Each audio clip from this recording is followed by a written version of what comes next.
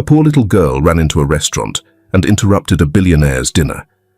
Instead of getting angry, he immediately went to the hospital to get him checked with her. The city sparkled beyond the glass like a stage lit for a play Thomas Bradford had grown tired of watching. From the penthouse-level dining room at Le Mirabeau, Manhattan stretched endlessly, a mosaic of lights and sharp edges. Inside, candlelight danced lazily on polished cutlery and wine glasses, casting long shadows across the white linen tablecloth. The violinist near the far wall played something soft, something forgettable. Thomas sat still, his posture perfect, his charcoal suit unwrinkled. He stared at the menu as though it offended him. Across from him, Jason flipped through a digital tablet, voice measured, reciting tomorrow's investor agenda as if he were reading a weather forecast. And Gregson from Avalon Capital is still pushing for the Riverside contract to be prioritized. They want preliminary designs by... Thomas raised his hand, not to interrupt, but as if swatting away a mosquito. Jason paused. "We already closed on that land 3 weeks ago," Thomas said flatly, his voice low and tired.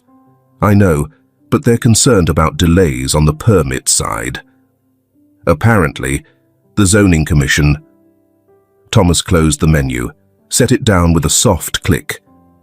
"Filet, medium rare, and bring the Camus."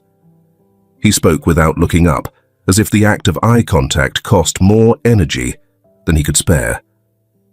Jason nodded once, typed something into his tablet, then flagged down the sommelier with a quick flick of his wrist. He was efficient like that, always smooth, always discreet. But tonight, even Jason noticed it. The distance. "You've seemed off lately," he said, lowering the device. His tone was cautious, more personal than usual. "I've been working for you long enough to know when something's up." Thomas adjusted his collar with a slow movement, the kind of gesture meant more to buy time than to fix anything. His temples pulsed faintly, like a warning light behind his skin. The pressure was building again. It had been for weeks now. Dull, persistent headaches that came in waves, paired with an exhaustion no amount of sleep seemed to fix. "Stress?" he muttered, reaching for the glass of water. "Doctors say it's stress." Jason studied him for a second too long. "And do you believe them?" Thomas didn't answer. Instead, he turned toward the window. Down below, the city moved like a living organism. Horns honking, headlights blinking, people scurrying. It was the same every night. Manhattan didn't rest. It pressed forward, as relentless as its skyline. He used to admire that about it. Now, it just made him feel heavier. The sommelier arrived with the wine, announcing it softly like a secret. 2017 vintage, full-bodied, notes of blackberry and tobacco. Thomas nodded, but didn't care. He only drank red now, because the bitterness distracted from the pounding in his head. As the wine was poured and the cork presented, he felt a sharp tug behind his eyes. He blinked it away. Jason watched, quiet again. He knew better than to push. In truth, he'd seen it coming. Thomas had been different for months, more detached, less reactive, like a man who kept checking a watch that no longer ticked. His empire, once built with the precision of a chess game, now ran on autopilot. He signed documents without reading them, delegated without interest, attended meetings, yes, but never fully present. Still, Jason knew better than to call it out directly. "You sure you don't want me to reschedule the equity summit for next week?" he offered, more gently this time. "You look like hell." Thomas allowed a thin smirk to play at the corner of his mouth, though it didn't reach his eyes. "Always the charmer," he said, then leaned back in his seat, fingers tenting beneath his chin. "Number, keep it. We don't stop." That was always his answer. To everything. They didn't stop. The company, the acquisitions, the meetings. The world didn't stop for anyone, least of all for the man who owned half the skyline. The waiter arrived with their meals. Thomas didn't lift his fork. The food steamed on the plate, untouched, a painting meant to be admired and ignored. Jason tried once more. "If it's more than stress, maybe you should—" But Thomas cut him off without looking. "We'll talk after dinner." Outside, the wind picked up. A light drizzle began to tap against the floor-to-ceiling windows like an impatient child. Inside, Thomas Bradford sat in silence, surrounded by opulence and stillness, in a room full of people who smiled too much and meant too little. The pressure behind his eyes intensified. He closed them for just a second, long enough to feel the ache spread behind his skull like ink in water.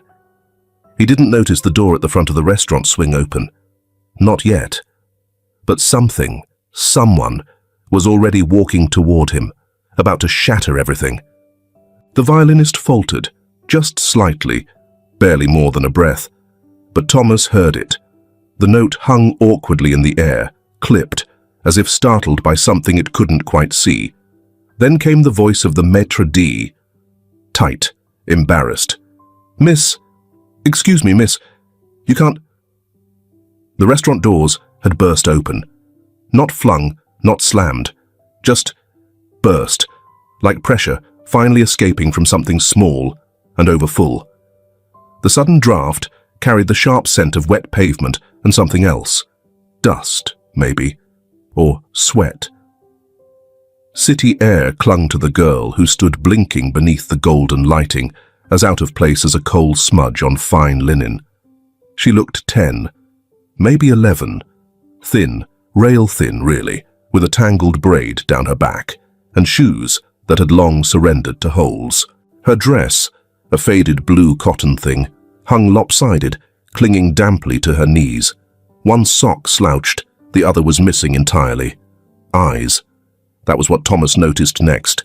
Big, dark, unblinking. Not frightened, not even shy, just urgent. The room paused for her, held its breath. Conversation stuttered and dimmed. Forks hovered above plates.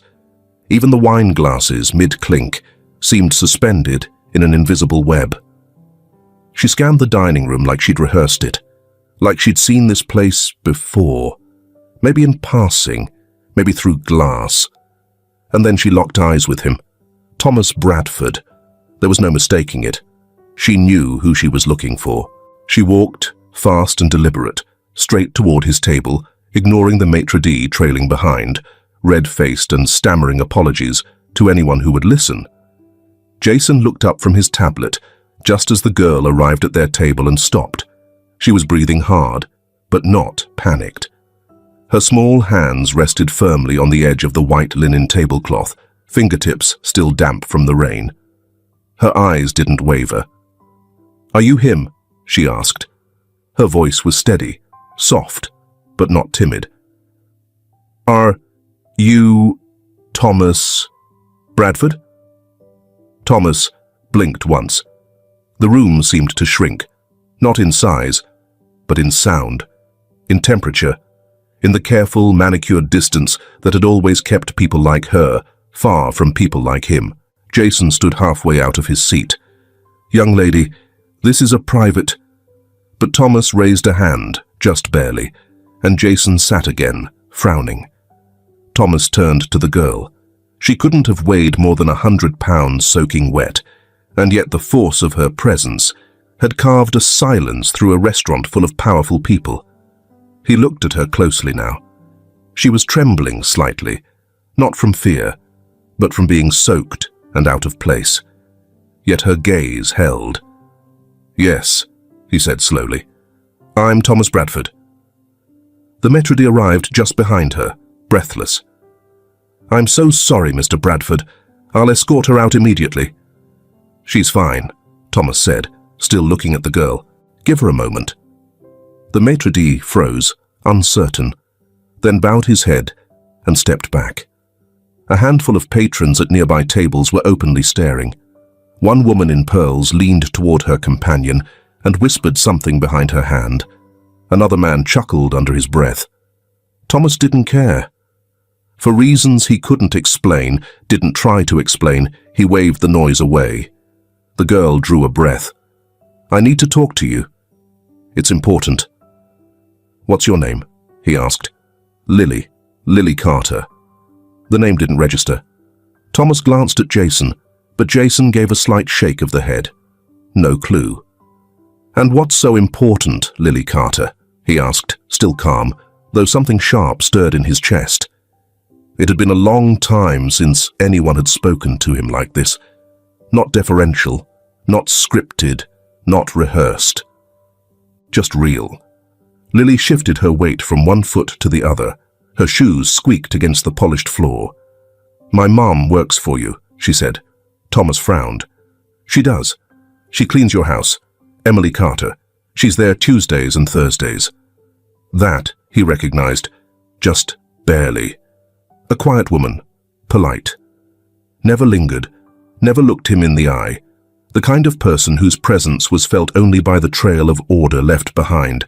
Folded towels, fresh coffee, silence. Thomas leaned back in his chair. "All right," he said. "You've got 1 minute." Lily's lips parted, like she'd been holding her breath the whole time. Her fingers clenched the tablecloth now, leaving damp little crescent moons in the fabric. She leaned forward slightly, not enough to be rude, just enough to show she meant it. "My mum said you take 2 kinds of pills," she said. "Blue ones and white ones." Thomas's expression didn't change, but Jason's did. He shifted again, this time more alert. "She was talking on the phone," Lily went on, "to my aunt. She said you shouldn't take them together, that it's dangerous." She sounded really worried. Jason opened his mouth to speak, but Thomas raised a hand again. The pressure in his head surged, hot and tight behind his eyes. He hadn't told anyone about the mix, hadn't thought it mattered. 2 doctors, 2 prescriptions, 2 different problems. "You heard her say that?" he asked. Lily nodded. "She was upset. Said the white ones mess with the blue ones. Said she didn't know if she should say anything. I told her I would. It was simple. Director. Unadorned. She wasn't trying to impress him. She wasn't asking for anything. Just standing there, dripping onto the carpet, trying to make sure he didn't die." Thomas looked at her a long time. Then, finally, he stood. Jason rose with him, surprised. "Thomas." Thomas didn't answer. He pulled a crisp napkin from his lap, folded it neatly, and placed it beside the untouched fillet. "We're going to the hospital," he said. "To your doctor?" Jason asked. "No." He looked at Lily. "To the ER. And she's coming with us." Lily's eyes widened, just a little. She nodded. Thomas turned to the maitre d', whose jaw had gone slack. "Have my car brought around, now." And then, without another word, Thomas Bradford followed a soaked little girl out of the most expensive restaurant in Manhattan, past stares and whispers and silence, chasing something he hadn't felt in years, a thread of truth. The fluorescent lights above the emergency room buzzed faintly, casting a pale, almost clinical haze over everything. Thomas sat on the edge of the hospital cot, stiff-backed in his tailored suit, the jacket folded neatly over his lap like a shield. The hum of machines surrounded him. Pulse monitors, oxygen compressors, intercoms murmuring overhead. And for once, he couldn't pretend he was somewhere else. Lily sat across from him, legs dangling from a plastic chair too big for her, soaked dress still clinging to her knees. She'd refused the nurse's offer of a hospital blanket, insisting she wasn't cold, though her small hands were curled in her lap, white-knuckled. Her eyes, still watchful, flicked from the heart monitor to the IV stand and back again, as if she were trying to decode the mechanics of survival. Thomas noticed that, and he noticed something else. She hadn't spoken since they arrived. "Do you want some water?" he asked, voice low, uncertain. She shook her head. A nurse passed the room with a clipboard. Lily didn't follow her with her eyes. She was too focused on the beeping behind Thomas's shoulder, the numbers blinking green on the screen. He couldn't tell if she understood them or was just pretending to. He felt another wave of pressure behind his right temple. Not the sharp stabbing kind that made him wince, but a slow, pressing fog, like his thoughts were being pushed underwater. He pressed a hand against his brow. Jason had gone to handle the paperwork. It was just the two of them now. An 11-year-old girl who shouldn't be here, and a man who had never once in his adult life asked for help. Until tonight. The curtain rustled, and a doctor stepped inside. He was older, mid-50s, silver-rimmed glasses, calm eyes. He glanced briefly at Lily, then extended a hand toward Thomas. "Mr. Bradford, I'm Dr. Keene. I've reviewed your test results." Thomas stood automatically and shook the doctor's hand, his grip firm out of habit, not intention. He sat again. Keene didn't sit. He glanced at the monitor, then back at Thomas. "You're on lisinopril for blood pressure, and you've recently started sumatriptan for migraines." Thomas nodded once. The doctor exhaled through his nose. "They don't play well together. You're experiencing a drug interaction, Mr. Bradford. That pressure behind your eyes, the dizziness, the fatigue, it's all classic. Left unchecked, this combination can restrict blood vessels dangerously. You are heading toward a serious cardiac event, stroke in the worst case." The words landed like stones, not dramatic, not cruel, just real. They settled somewhere deep in his chest, too heavy to move. Behind the doctor, Lily didn't flinch. She didn't gloat, didn't smile. She just sat there, quiet and still, her expression unreadable. Thomas swallowed. "How long?" The doctor raised a brow. "How long would I have had?" Thomas clarified. Keene didn't answer right away. Hard to say. A week, a month, but the trajectory was clear. Thomas blinked slowly. Not at the doctor. At the wall behind him, where a laminated poster detailed the symptoms of a stroke in bullet points. Confusion, slurred speech, facial droop.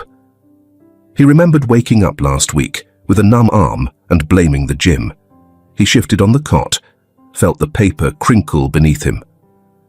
"You'll stay overnight," the doctor continued. "Observation, blood work, then we'll switch your prescriptions. I'll also refer you to a cardiologist who's more attentive." Thomas almost laughed. More attentive was polite doctor speak for less negligent. But the fault didn't lie with them entirely, did it? "No one asked if I was on other meds," Thomas said aloud, more to himself. Keene offered a tired smile. "Most people don't volunteer. They assume doctors already know, but it's always important to say something." Thomas's gaze slid toward Lily. The doctor followed it. "She's the reason you're here?" Keene asked softly. Thomas nodded. Keene turned to the girl. "You did the right thing, kiddo." He stepped forward and gently rested a hand on Lily's shoulder. Most grown-ups wouldn't be brave enough to interrupt a stranger's dinner, especially not someone like this guy. He winked. Lily didn't speak, but something shifted in her shoulders, barely a breath. But Thomas saw it. The kind of shift people make when they're not used to being praised and don't quite know how to receive it. Dr. Keene gave a final nod and disappeared behind the curtain, leaving the silence in his place. A silence that wasn't awkward, but weighty, full. Thomas sat very still. The machine behind him beeped steadily. His blood pressure was coming down. The numbers were better already. But inside, something else pulsed, something he didn't recognize. He looked at Lily. She was watching him now, eyes steady and unflinching. There was no triumph in her expression, just quiet concern, awareness far beyond her years. Their eyes held. He didn't say thank you. She didn't need him to. But his chest rose with something that wasn't pride or relief or gratitude exactly. It was recognition, of her, of this moment, of the fact that he had no control anymore, and that, for once, that might be okay. For a man who'd spent a lifetime building walls made of money and silence, it was the first crack in the stone. A nurse passed again. Thomas didn't look. Lily turned back to the monitor and watched the numbers blink, and Thomas, for the first time in years, let them. 3 days had passed since the hospital visit, but Thomas had not quite returned to his usual rhythm. He still went through the motions, meetings, calls, reports, but something quite pressed at the edges of his mind, tugging him toward a discomfort he couldn't name. He found himself thinking of Lily's eyes, unblinking in the emergency room, and the stillness in her voice when she said, "She was upset. I told her I would." And then, an unexpected incident happened to Emily and Lily. It happened early in the morning, before dawn had stretched its way into the city skyline. A 5-story brick building in the East Village, long neglected and barely up to code, went up in flames. An electrical fault, they said. Or maybe an unattended candle. The truth didn't matter, only the aftermath did. Emily and Lily lost everything. Thomas heard about it from Jason, who stood in the doorway of his office holding a tablet with the live news feed running. "It's her building," he said, voice unusually grim. "They got out. But it's bad." Thomas didn't answer right away. He stared at the footage. Smoke rising against the pale sky, firefighters hosing down what looked more like ruins than anything that had once held a life. He closed his laptop. "Get the car." Emily stood outside the Red Cross shelter, wrapped in a borrowed coat. Her hair was damp from the misting rain, and her hands were shoved deep into the pockets, like she was trying to anchor herself to something. Beside her, Lily sat on a low wall, holding a worn backpack that looked like it had been pulled from the wreckage. They looked tired, but not fragile. They looked like people who'd had to keep moving before grief could catch them. Thomas approached without fanfare. No umbrella, no preamble. Emily looked up and offered a faint smile, more apology than greeting. "Hi," she said. "We're okay." He nodded. "I know." Lily looked up. "They wouldn't let us get anything."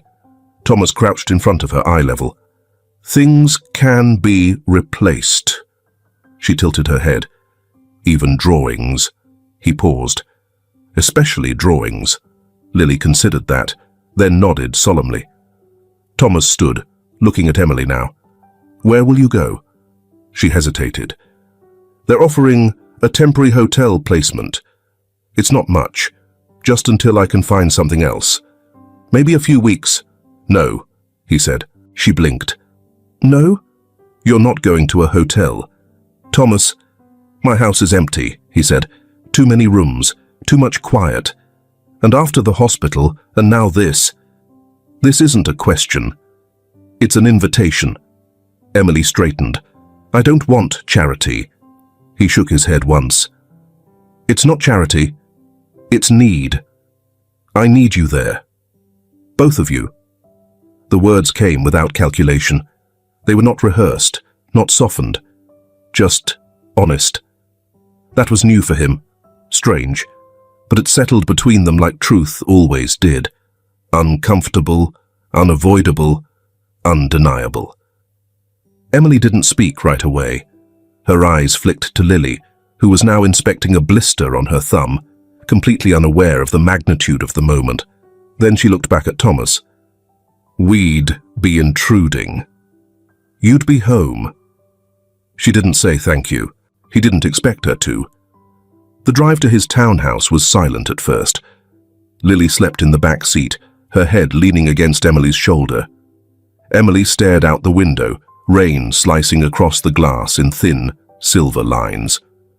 Thomas glanced at her once, just once, but said nothing. At a red light, she finally asked, "Why?" He didn't pretend not to understand. He answered slowly, Because I know what it feels like to lose everything. Emily looked at him. Really looked. Her voice was gentler now. But you didn't have to come. I did, he said. Not for you. Not just for her. For me. Emily turned back to the window, but this time her reflection held something softer. When they pulled into the circular driveway, Lily woke with a small gasp. Are we here? Thomas glanced back. Yeah, we're here. Emily Carter stood at the foot of the marble staircase, her arms stiff at her sides, her coat still on. Her eyes scanned the vast entryway as though she were trespassing, even though Thomas had opened the door himself and said, more than once, "You're welcome here." The foyer of Thomas Bradford's Manhattan townhouse was quiet, so quiet that her daughter's sneakers made soft, hollow squeaks across the polished floors. Lily had already wandered a few steps ahead, eyes bright, tilting her head back to take in the vaulted ceilings and the chandelier that shimmered like a frozen waterfall. Emily still hadn't moved past the threshold. Thomas watched her from the landing above. He hadn't meant to stay upstairs. He'd intended to greet them properly, to make things less awkward, but the moment he saw her hesitate at the door, something in him stalled. It was the look in her eyes. Not fear exactly, but caution. Like a person entering a place that could change them, and not trusting whether that was a good thing. I should have come down, he said aloud, though no one could hear him. His voice sounded strange in the silence. Downstairs, Lily wandered into the living room. She stopped in the middle of the oversized Persian rug, turned slowly in a circle, and dropped her small backpack on the floor with a soft thud. Then, without ceremony, she sat cross-legged on the rug and looked up at the towering windows.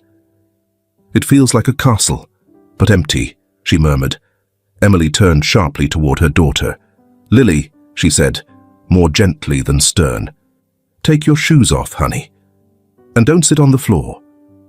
It's clean, Lily said, already unlacing her sneakers. Cleaner than our kitchen. Thomas finally descended the stairs, footsteps echoing faintly. When he reached the bottom, he nodded once toward Emily. I hope the guest room is comfortable, he said. It's not much, but... She glanced at him, then back at the sweeping curve of the staircase. It's more than we've ever had. He didn't know how to respond to that, so he simply said, It's yours. For as long as you need it. Emily hesitated. This isn't... It's not a pity, is it? No, he said. Then, after a breath, I need you here more than you need me. The words startled her, not because they sounded untrue, but because of how plainly he said them. She studied him for a moment, trying to read between the lines, but there was no calculation in his face, just an odd, quiet sincerity. All right, she said softly. We'll stay a few days, until we figure things out. We. Not I. He nodded. He offered to show them the guest wing, but Emily insisted she'd find it herself. Let Lily explore, she said. She's better with spaces than I am. Left alone in the cavernous living room, Thomas stood by the fireplace and looked around. The furniture was immaculate. The art was expensive. Everything had been chosen by designers he barely remembered meeting. He walked slowly to one of the console tables and opened a drawer. Inside, a stack of untouched photo frames, all still with placeholder models smiling into nowhere. He realized, with a mild pang, that there wasn't a single photograph of his own life on display. No childhood memory, no family, not even a company award. Just silence, order, and immaculate taste. Upstairs, Lily's footsteps thudded lightly across the ceiling. Thomas closed the drawer. That evening, he asked the house chef to prepare dinner for 3. Nothing extravagant, just something warm, comforting. He didn't know what comfort tasted like to a child, but stew seemed safe. At 7, they sat at the dining table. It seated 12. Thomas sat at one end. Emily sat halfway down the side. Lily took the seat directly across from her mother, too far from either to touch, but not far enough to protest. No one said much. The utensils clinked against the porcelain. The fireplace crackled softly behind them. Occasionally, Lily would glance down the long, polished table toward Thomas, studying him the way a child observes someone they've only seen from a distance. It was Lily who broke the silence. "Do you always eat alone here?" Thomas paused mid-cut. He looked up slowly, met her eyes. "Yes," he said. Lily blinked. "That's sad." "Lily," Emily said under her breath, reaching for her daughter's hand. But Thomas didn't seem offended. He gave the smallest shrug. "It can be." Another quiet moment passed. Then Lily picked up her spoon and said matter-of-factly, "The soup's too salty." Thomas smiled. A real one. Brief, but real. Later that night, after Emily had tucked Lily into the guest bed and returned to her own temporary room, Thomas walked the hallway alone. The house was still, but not in the sterile way it usually was. There were signs of life now. Small shoes near the doorway, a pink hoodie slung over the back of a chair, a forgotten juice box on the console near the stairs. None of it matched the house. And somehow, that was the most comforting part. In the guest room, Lily had left the light on. A paperback book lay open beside her, the pages lifting gently with each breath she took. From the hallway, Thomas could just barely hear the sound of her steady, even breathing. He stood there a long moment, listening. Then he turned off the hallway light and went to bed, not realizing until his head hit the pillow that, for the first time in years, the silence in the house didn't feel empty. It felt full. Dinner was quieter than the one before, though not in the same strained way. It was a quiet, filled with small sounds, forks gently scraping against ceramic, the low simmer of something on the stove in the next room, the occasional creak of an old beam shifting overhead. Lily sat between Thomas and Emily tonight, her chair slightly turned so she could see both of them. Her hair was damp from a bath, the ends curling at her shoulders. She hummed as she ate. Thomas noticed it first, not the tune itself, but the absence of silence in her presence. It filled the space differently than voices did. Softer, braver. Emily watched her daughter and smiled, but said nothing. She was still careful with her words around Thomas, like conversation was a fragile vase she didn't want to knock over. He didn't blame her.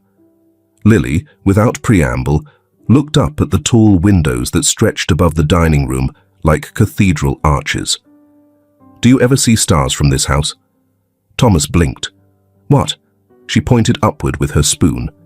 "Stars, out there." He followed her gaze to the glass. All he could see were city lights reflected back at them. Manhattan didn't leave much room for the sky. "I guess not," he said after a pause. "Too much light." Lily nodded, her voice matter-of-fact. "In our old place, we couldn't see real stars either, but we had painted ones." Emily's fork froze mid-air. Lily went on, her voice warming. "Mom painted them, on the ceiling. Glow-in-the-dark stars, but not like the sticker kind. She made real constellations. Orion, the Big Dipper, even ones from books we read." Thomas turned to Emily, curious. She was still looking at her plate. "I didn't know you painted," he said gently. Emily hesitated, then softly, "I used to. It's been a long time." "You were good," Lily added. "Even Uncle Paul said so, and he doesn't like anything." Emily smiled faintly at that. "They were just for fun." Lily twisted in her chair. "Can we do it here, on the ceiling?" Thomas looked up. The ceiling above the dining room soared 30 feet high, not exactly ideal for personal projects. "Maybe in your room," he said. Lily's face lit up. Really? He nodded. We have ceilings. We have paint. All we need is someone who knows what they're doing.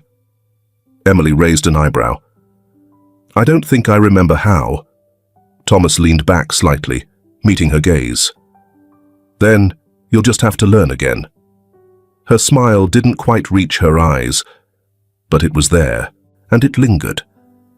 The next day, Lily dug through the kitchen drawers and emerged triumphantly with a roll of masking tape. To mark the stars, she explained, we'll sketch first, like a map. Emily stood in the hallway, holding a tray of paints Thomas had one of his staff fetch from a local art store. They weren't the kind she used to buy. These were expensive, rich in pigment, sealed in neat little glass jars. The kind meant for people who didn't need to calculate grocery money. Emily looked at them like they were too pristine to open. It's okay, Thomas said, appearing behind her. They're meant to be used. She glanced over her shoulder, a touch of color rising in her cheeks. I just haven't done this in so long. Thomas shrugged. The ceiling's been waiting. Upstairs, Lily had already placed a small wooden stool in the center of the room, arms crossed, surveying the blank space above like a contractor. We'll need a ladder, she announced. Thomas returned 15 minutes later with a 6-foot stepladder and a smile that surprised even him. Permission to enter the construction zone. Lily nodded seriously. Granted. They worked for over an hour. Emily penciled faint outlines onto the ceiling while Lily read aloud from an astronomy book Thomas hadn't known they owned. She sat cross-legged on the bed, dictating positions, while Emily added soft strokes of color. Cool blues, soft whites, the occasional dab of silver. At some point, Lily climbed the ladder herself, a glow-in-the-dark star in one hand. She tried to stick it just above the closet, but even on her tiptoes, she couldn't reach. Thomas stepped forward. Need help? I want to do it myself. I know. He crouched slightly. But maybe we do it together. She looked at him, then handed him the star. He lifted her with both hands, slowly, carefully, her small frame light in his arms. She reached up and placed the star with delicate precision, pressing her palm against it for a beat longer than necessary. When he set her down, her smile was quiet but unmistakable. That evening, Thomas turned off the lights in Lily's room. At first, there was only the dim city glow leaking through the windows. Then, gradually, the ceiling above them came to life. Hundreds of painted stars and glowing specks forming constellations that danced across the plaster in soft luminescence. Lily gasped. It worked. Emily sat on the edge of the bed, her eyes wide, head tilted back. They're beautiful. Thomas stepped back, watching both of them. He didn't say anything. He didn't need to. Lily climbed into bed, curling beneath the blanket, her face still lit by the stars. Can you stay for a minute? He hesitated, then nodded. Just a minute. Emily didn't move either. She stretched out beside Lily, fully clothed, arms behind her head. Thomas lowered himself to the floor beside the bed, resting on his back. The three of them stared at the ceiling in silence. The room was dark, but not empty.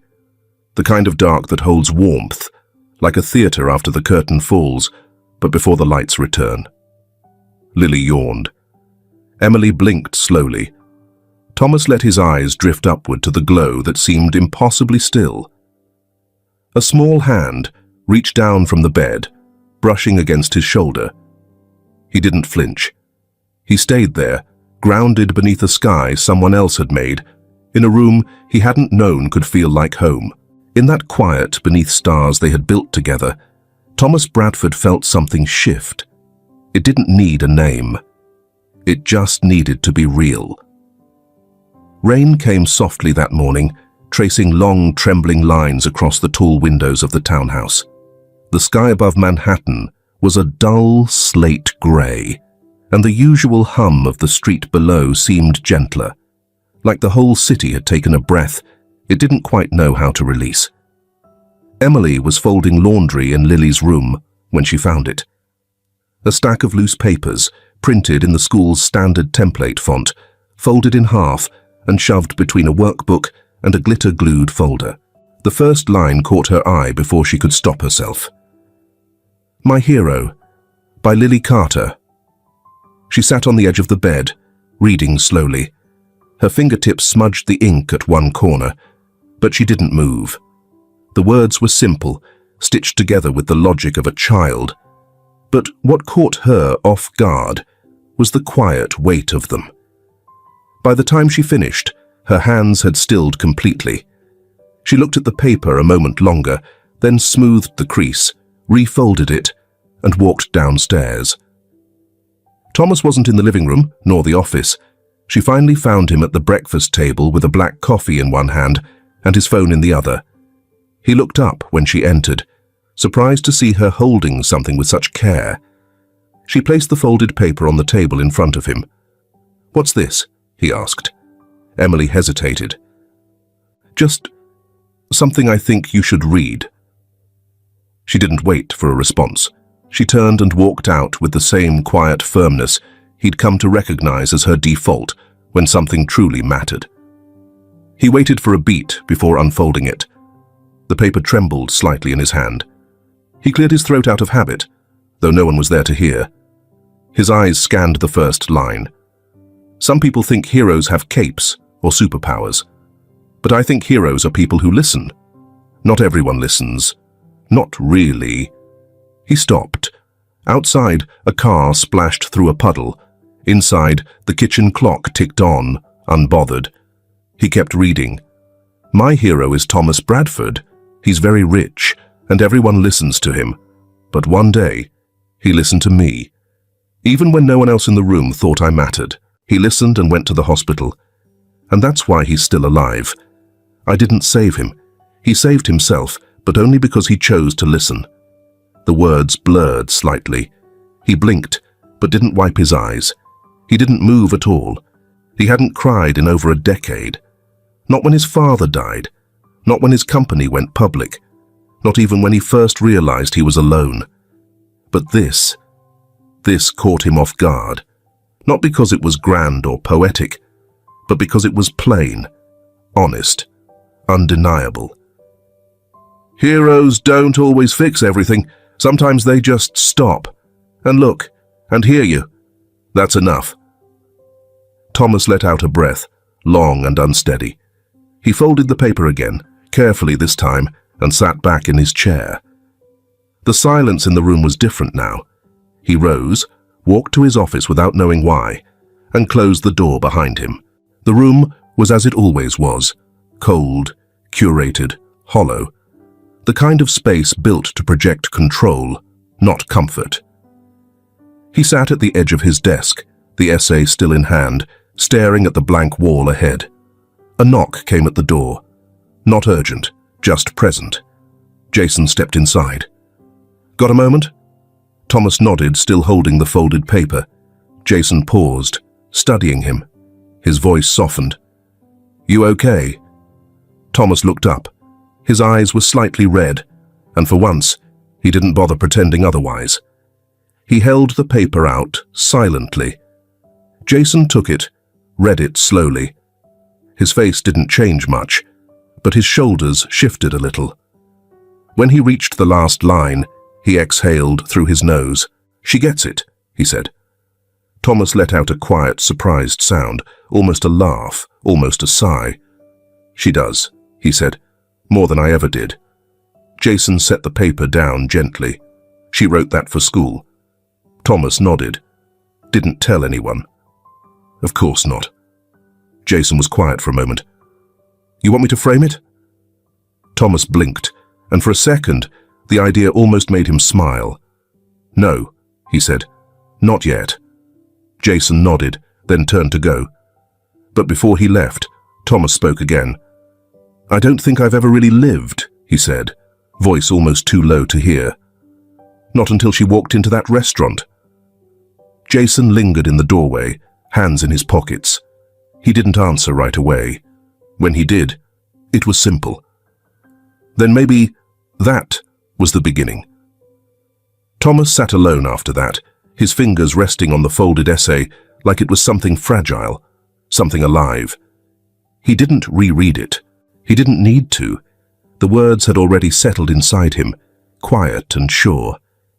He stood, walked to the bookshelf, and pulled out a heavy leather-bound planner, last year's edition, already obsolete. He slipped the essay between 2 pages near the back and closed it gently. Then, as if by instinct, he made his way upstairs. Lily was in her room, lying on her stomach with colored pencils scattered around her. She was sketching stars again, this time on paper, not the ceiling. She didn't look up when he knocked softly on the frame. "I found your essay," he said. Her pencil froze. Slowly, she looked up. "I didn't mean for you to read it," she said quickly. "I mean, I was going to show it to Mom, but—" "It's okay," Thomas said. "I'm glad I read it." She watched him, uncertain. He stepped inside and sat on the edge of the bed.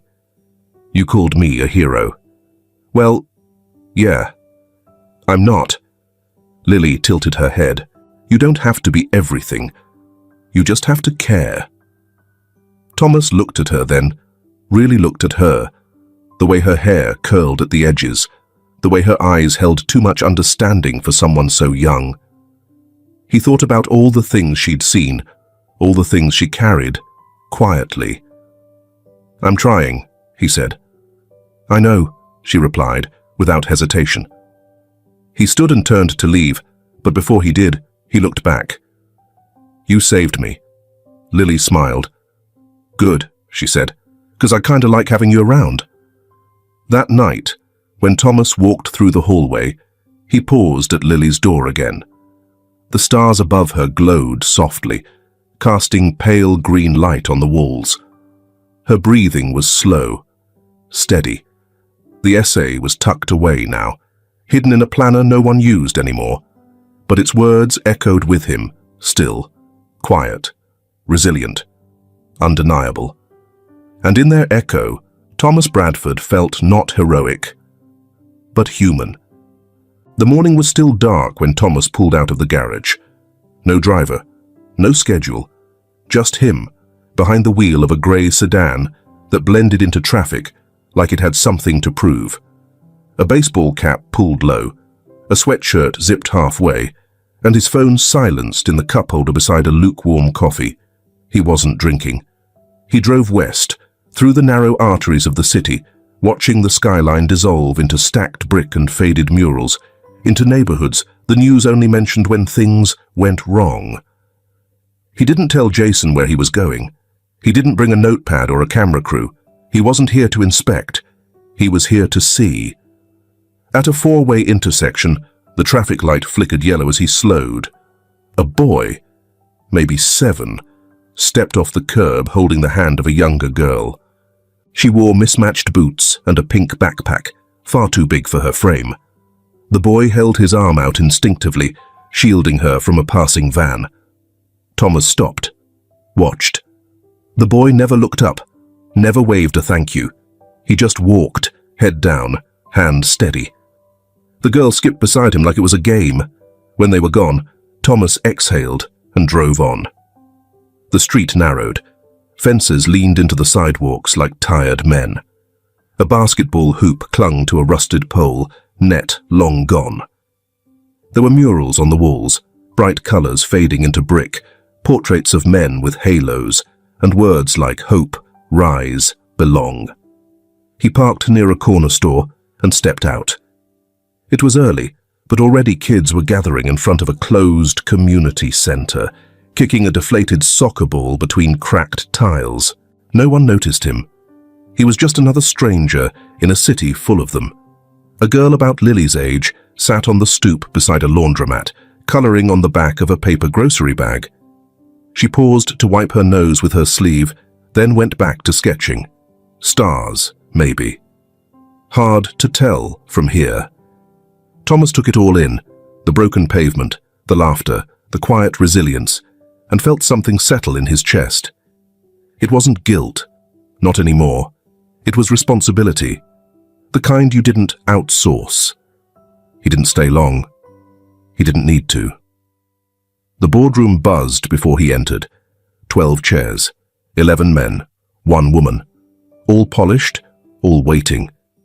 His seat at the head of the table sat untouched, a legal pad placed neatly before it, as if anyone thought he still used it. "Morning," he said, taking his place. Jason sat to his right, silent, but watchful. The meeting opened with projections, quarterly reports, and market trends. The usual numbers, flat, precise, numbing. Then came the objections. "You're seriously moving forward with this?" asked Harris, a man who'd worn the same style of tailored suit for 20 years and still flinched when people used the word affordable. "We're not a charity, Thomas," added Ronkin, adjusting his cufflink like it was part of the argument.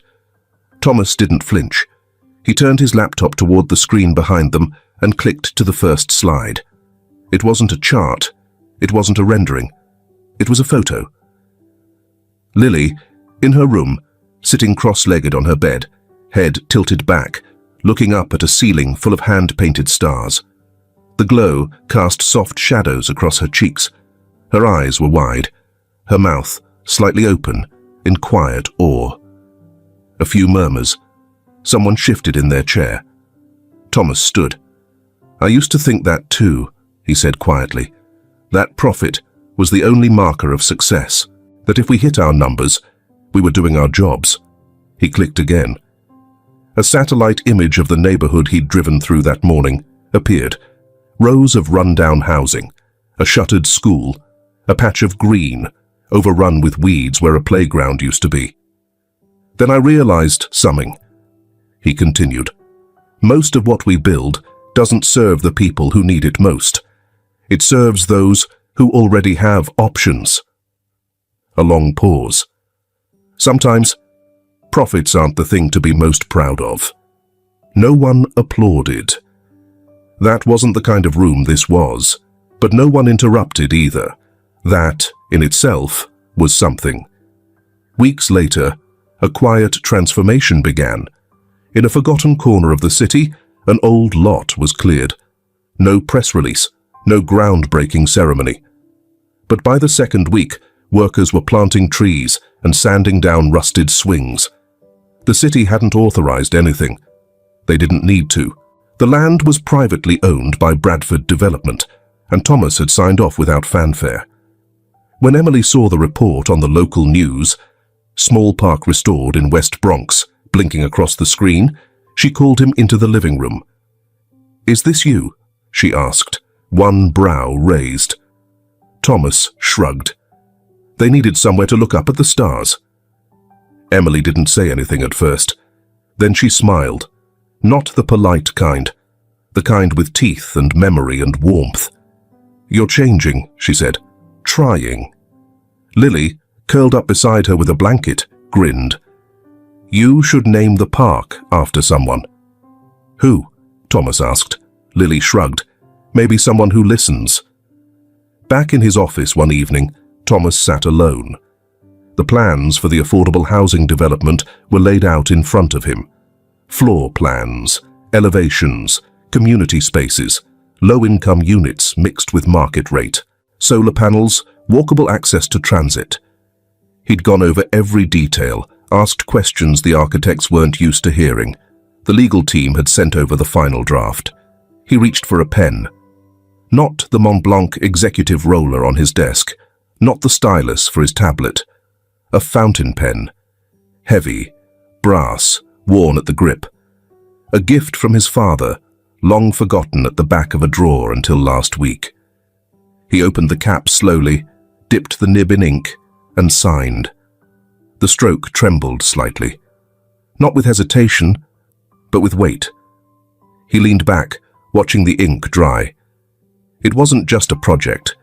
It was a promise. That weekend he returned to the neighborhood. The playground was open now. Kids ran across the mulch, barefoot, laughter bouncing off the chain-link fences. Parents leaned against the walls, watching. A young man strummed a guitar beneath the trees. Thomas stood at the edge of the sidewalk, unnoticed. A boy darted past, chasing a ball. Another helped his sister up the slide, hand firm on her back. It was small. Just a park. Just one block. But it was a beginning. Thomas stayed a few minutes longer, then turned to go. Behind him, a woman called after her child. A bell rang from the corner store.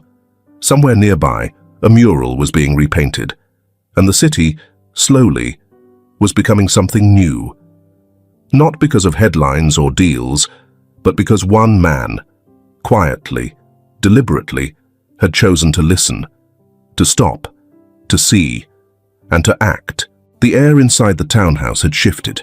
It wasn't colder, just quieter in a way that felt unsettled, like something unspoken had begun to stretch itself across the rooms, restless and waiting.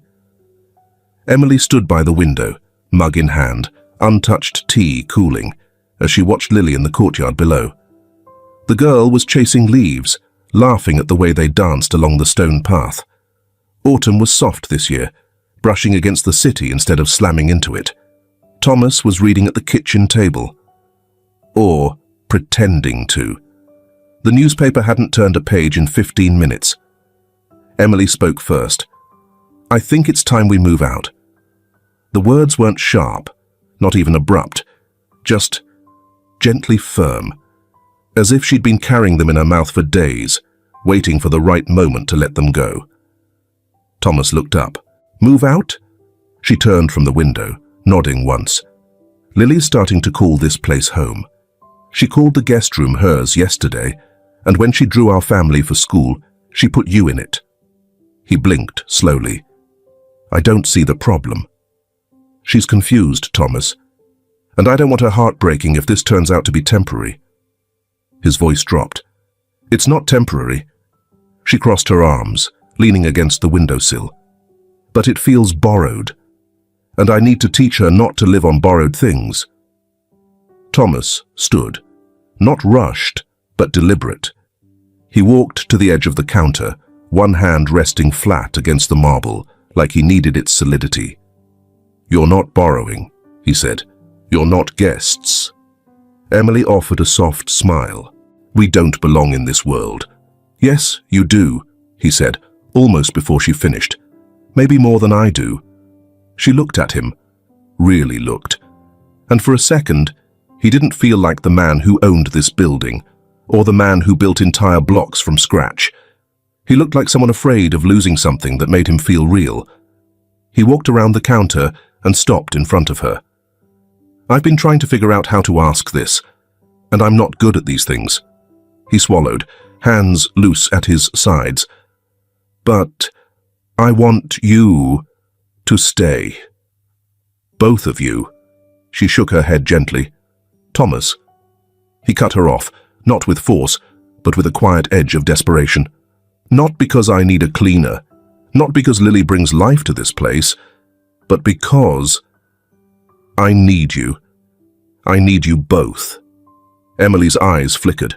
"I've spent most of my life believing no one could get close to me without wanting something, and I was okay with that. Until you two walked in and didn't want anything at all. And for the first time, I didn't feel like a transaction." There was a long silence between them. Emily's voice, when it came, was barely above a whisper. "I don't know if I can be what you need." Thomas didn't step forward. He didn't reach for her. He just stood there, stripped of everything he'd once thought made him valuable. "You already are," he said. Stillness. Then from the hallway came the soft patter of feet. Lily peeked in, clutching a sheet of paper in her hand. "Mum?" Emily turned. "What is it, sweetheart?" Lily held up the paper. "I drew the stars again, but this time I added a moon, because I thought maybe the sky was missing something." Emily crouched, pulling her daughter into a hug. "The sky's never missing anything when you're under it." she said softly. Lily beamed, then looked at Thomas. "Are we still staying for dinner?" Thomas glanced at Emily, then back at the girl. "I hope so." Lily nodded. "Good, 'cause I already told the stars." She vanished back down the hallway as quietly as she'd come. Emily stood slowly. Her eyes found Thomas's. Something in them shifted, loosened. She reached out, not fully, just enough. Her fingers brushed his hand, a simple human touch. Thomas didn't move, but his hand turned, palm up, to meet hers. She didn't say yes, but she didn't say no. Instead, she nodded once, slow and certain, and squeezed his hand gently. It wasn't an answer. It was the beginning. 1 year later, the house no longer echoed. It breathed, not through grand gestures or renovations, though there were new things, a patchy garden out back, a string of paper stars hanging in the hallway, a scuffed rug Lily had spilled orange juice on, but through sounds, signs of life. Laughter in the kitchen, socks left under the coffee table, music, sometimes off-key, drifting from Emily's old speaker. The air itself had changed, warmer now, as if the walls had softened from watching love grow inside them. In the kitchen, chalk dust clung to the corners of a blackboard by the fridge. It listed the week's essentials. Monday, Emily's soup night. Tuesday, Lily waters the herbs. Thursday, pizza night. No olives. At the bottom, in Lily's careful looping handwriting, someone had added, "Every day, don't forget to look up." Thomas had written the line beneath it. Already did. She smiled back, in white chalk, subtle, but unmistakably his. He was in the garden that morning, kneeling awkwardly in the dirt, squinting at two nearly identical herbs. Emily appeared in the doorway, arms crossed, coffee in hand. "You're about to confuse the mint with the cilantro again." Thomas didn't look up. "I wasn't going to pick either. I'm just observing." "Mm-hmm." She stepped onto the patio. "You realize you could have someone else plant and label these for you." "I know." "So why are you out here every morning with a trowel and your executive kneeling mat?" He looked over his shoulder, deadpan. "Because apparently, watching things grow teaches patience. That's what your daughter told me." Emily grinned. "Smart kid." "She really is," Thomas murmured. The rosemary had survived. The basil hadn't. In the upstairs office, a painting hung above the desk. Not a real painting, not in the traditional sense. It was a watercolor on construction paper, slightly warped from too much glue. The figures were childlike, drawn with bold strokes. 3 people beneath a navy blue sky filled with stars. 1 tall man, 1 woman with curly hair, and a girl with her arms raised to the sky. Each had been labeled in uneven block letters, me.mom.thomas. He had framed it in dark wood and hung it himself, right above where the company's 40 under 40 plaque used to be. He never talked about that decision, but one morning, Jason walked in, glanced at the wall and said, "Better company." Thomas hadn't disagreed. That evening, they celebrated his birthday. For the first time, not with catered trays or champagne flutes, but with Lily's homemade spaghetti and a lopsided chocolate cake. Thomas entered the dining room to find candles flickering, and Emily in an apron, cheeks flushed from the heat of the oven. Lily sat at the table, bouncing slightly in her seat, holding a card behind her back. "No presents," Thomas said instinctively. "You don't get to make the rules," Lily grinned, handing him the card. "Open it." He did. The front was blue construction paper with a silver star glued off-center. Inside, in bright marker, it read, "To the best listener in the world. Happy birthday. Love, Lily." He blinked once, then folded it slowly and placed it beside his plate. "You okay?" Emily asked gently. He nodded. Just, not used to this. To birthdays? To being known. Later that night, long after Lily had fallen asleep with frosting on her nose and a new book in her lap, Thomas sat in his study, fingers resting on the leather cover of a notebook he'd never intended to use. It had been a gift from a developer, too ornate, too polished, embossed with gold lettering. It had sat untouched on his shelf for years, reserved for a future that always seemed too full for reflection. Now, it was nearly half filled. He flipped to the last page, clicked his pen, and wrote slowly, "Lily didn't just save my life. She gave me a reason to live." The ink bled slightly on the curve of the G. He didn't mind. He closed the book. There was no ceremony, no need. Just a soft exhale, the scrape of the chair as he stood, and the distant sound of Emily and Lily's laughter echoing from the garden, lit now by low-hanging string lights and the pale glow of a moon just rising. Thomas opened the back door. The night air met him like an old friend, familiar and full of promise. Emily looked up from the bench, raising her eyebrows. "Did you finish writing whatever secret thing you've been scribbling every night?" "Maybe," he said. Lily stood beside her, holding a mason jar with a firefly trapped inside. She ran to Thomas, held it up. "Want to let it go with me?" He nodded. "On 3. She grinned. 1, 2. They opened the lid. The light drifted upward, slow and aimless, then blinked once before disappearing into the dark. "Where do you think it goes?" Lily asked. Thomas looked at her, then at Emily, who was watching them with a warmth he still didn't fully know how to hold. "Hopefully," he said, "where it's needed most." Lily smiled and leaned into his side. He rested a hand on her back. No contracts, no declarations. Just breathe. And presence.